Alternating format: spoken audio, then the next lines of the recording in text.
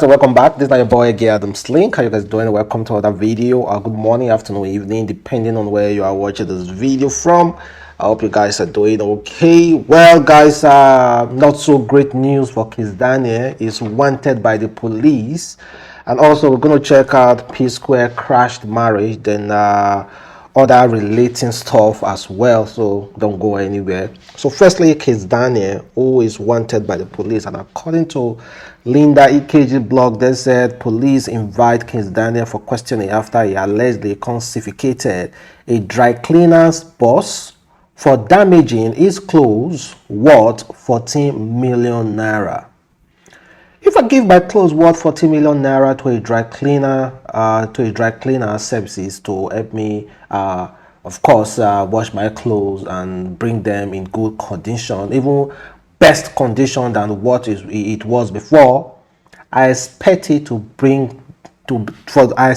bring my clothes just exactly the way I want it, not damaging my clothes, most especially 14 million naira worth of clothes. Just imagine me giving t-shirt to a dry cleaner and accidentally he uses pressing iron to burn your clothes. How will you feel about that? Honestly, talk more of clothes worth 14 M. Well, according to a source who confirmed, he said the Buga singer was invited for questioning for allegedly confiscating the laundry boss of a company he contracted to do laundry for him. The singer reportedly seized the boss on the ground that the 14 million naira worth of clothes he gave them to clean were damaged. The owner of the laundry boss reported the matter to men of the Lysan Police Division, who immediately invited him for questioning. The singer lawyer contacted the police today, that was yesterday, August 5th, and said that he will be available for questioning on Tuesday, August 9th. The laundry boss has been recovered. 14 million naira worth of clothes. So the question should be, that laundry service, the people rendering that laundry service, this is the first time they are working for Kizz Daniel, or they have been working over years with Kizz Daniel. So that should be the question. And how, okay, who is responsible to pay for clothes that are being damaged by dry cleaners? Who is responsible? You know, there's no contract signed. It's just, okay, when you bring your clothes to your stuff to dry cleaner, they just, what they do is just bill, okay, this is what you brought, this is what you brought, this is what you brought. But if I am making use of your services, I'm giving you something to help me to wash, and I'm paying you for it, your complete fee, I'm paying you for it, I don't expect it to be damaged. I don't expect it to be damaged. And the law between the customer and a seller is that whatever I pay for, that's what you're going to give it to me. So I pay for you, I pay you to wash my clothes properly. You cannot bring my clothes, all my clothes being damaged. No, it's impossible. So I believe the dry cleaner have to pay.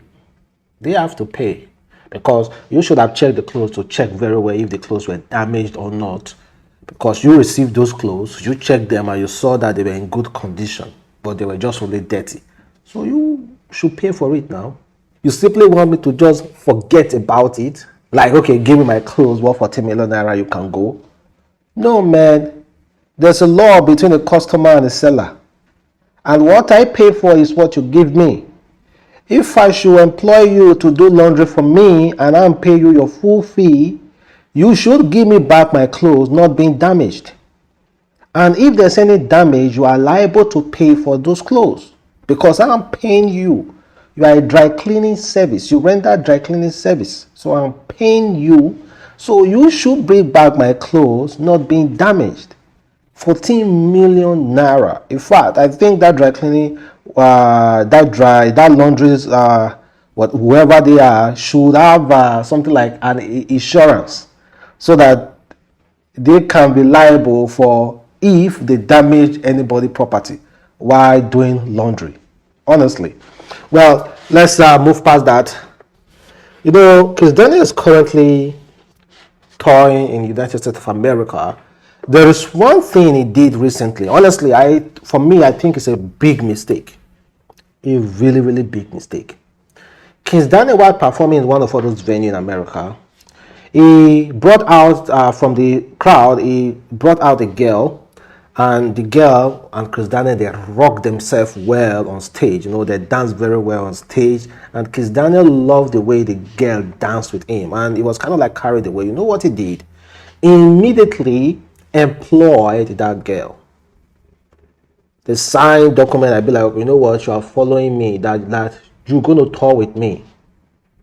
According to him, he said, on a professional level, it's not as if he's doing it on should I say sex-based level. No. He said he did it on a professional level. That he even chatted with the girl so that our boyfriend won't be jealous. Okay, the question is now, you know you are dealing with USA. USA is not Africa. You can easily get away with some certain things in Africa. Of course, contract, papers were signed and so on. And honestly, not everybody believed that after the way that girl rocked Kizz Daniel on stage, after that girl rocked Kizz Daniel on stage, I do not think, honestly, their relationship is just based on professional level.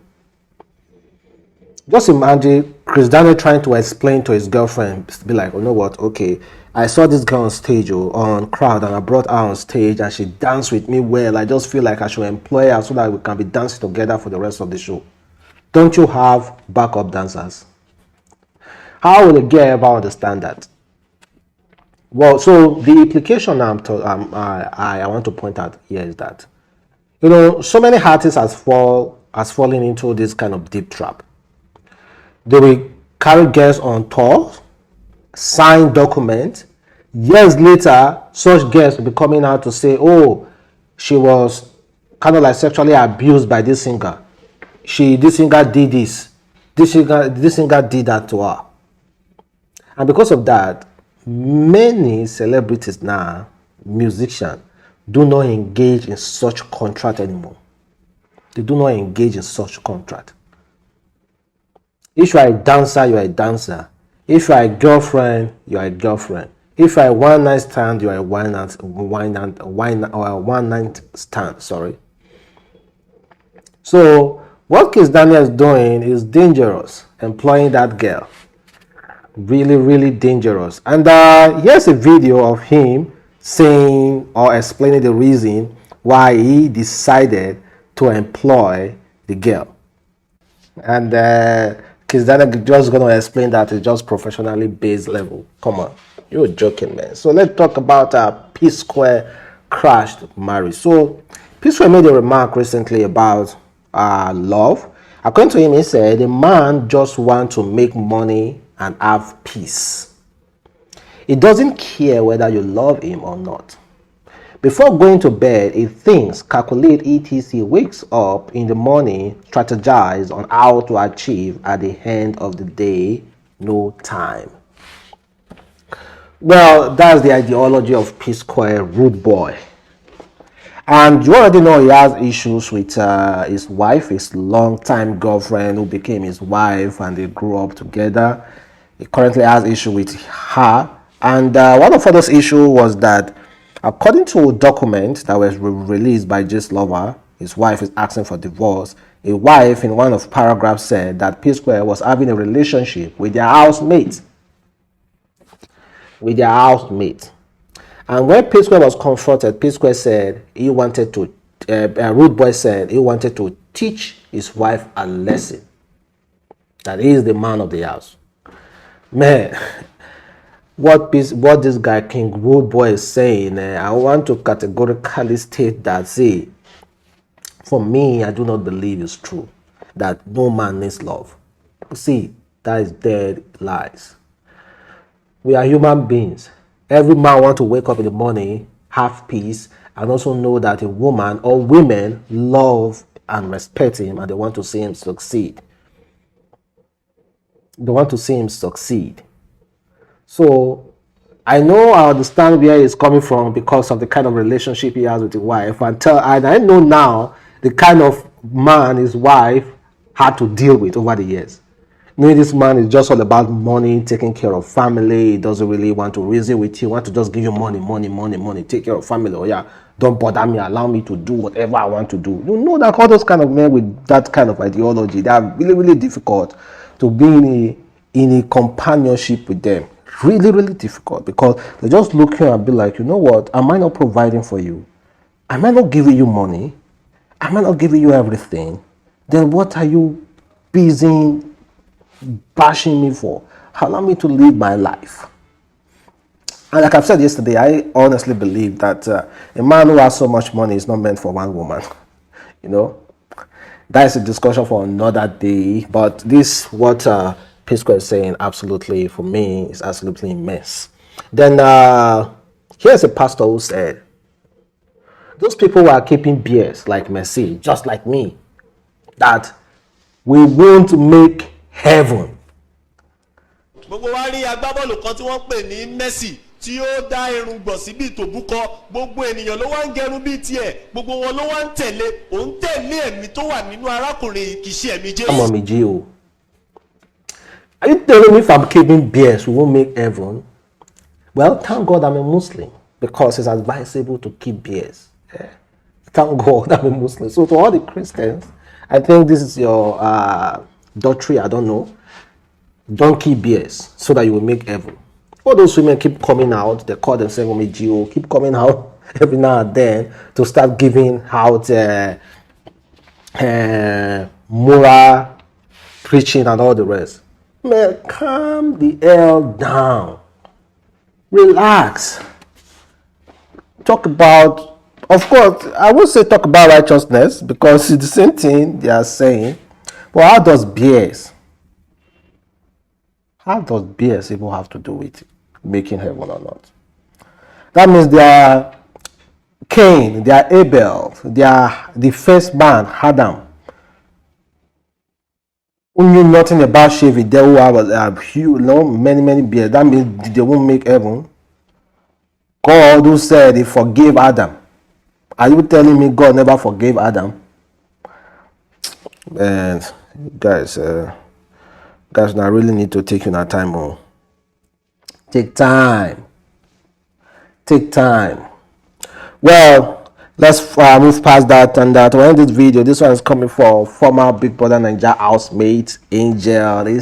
She kind of like states some reason why she doesn't want to get married. She said, I think the scariest part of marriage for me is that you actually don't really have a decision in terms of using protection. You expect your partner to be loyal, but it's many people out cheating on their partner without using protection.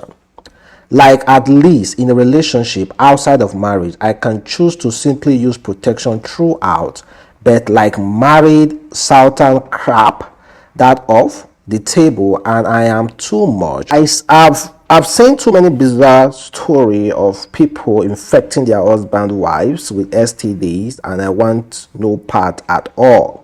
The story where the husband knew he has gotten HIV, got it to his wife, she got really ill, and he knew that was what was the problem, still didn't tell her, and then she found out when she was almost dying. It's a no from me.